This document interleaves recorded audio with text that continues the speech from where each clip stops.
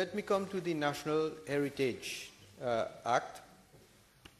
Madam Speaker, I would like to shed some light with regard to the concerns about government policy with regard to protection of historical and cultural heritage sites.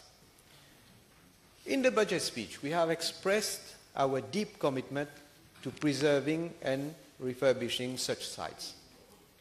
In fact, we have earmarked, more than ₹500 million for the rehabilitation works on historical sites and buildings, including the renovation of Plaza Theatre and QPIP Town Hall. And if we look at the annex, there is a list of number of buildings, I think about 14 other historical and cultural heritage sites for rehabilitation and refurbishment. Amongst others, there are Batterie L'Harmonie, Barthelot Tower, Grand Port Battle Memorial, the French battery at Pointe du Diable. But there may be certain buildings listed on the National Heritage Sites which have, I will say unfortunately, reached such an advanced stage of deterioration that either they cannot be restored, or if they had to be restored, you know how much it will cost government. There was one building I remember where I had requested for information about costing, and it would have cost some 300 to 400 billion rupees. Madam Speaker, if I am a responsible Minister of Finance, first of all, and Prime Minister, of course, and this government, you think I would be able to justify, and depending on what kind of building, we are not talking about like Plaza, like UPIP. These are buildings which we will do whatever we can, and it is this government which is going to rehabilitate those buildings. But then we must be reasonable also, because these buildings now, some of them in fact do pose a security risk whenever there is heavy rain, cyclone or strong winds.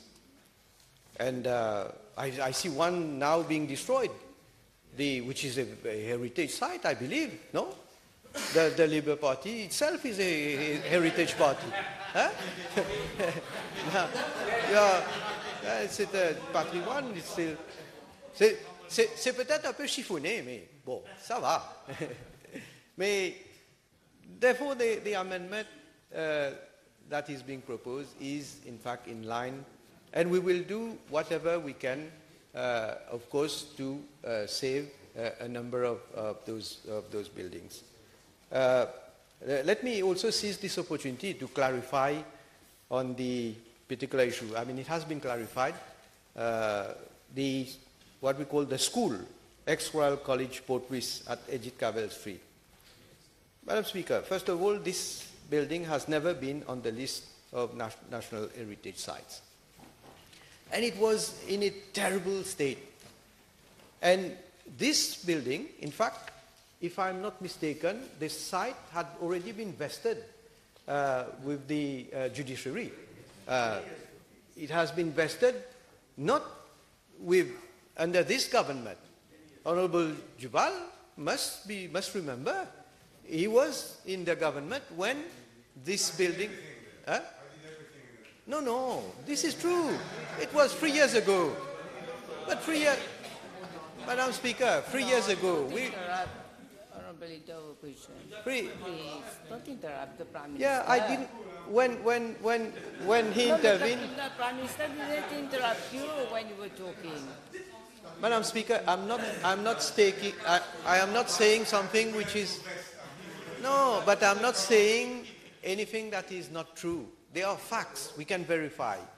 That was vested No, but I'm saying that probably you were not aware, maybe, but you were part of that government. But Honorable, yes, but I am in line with what we are doing.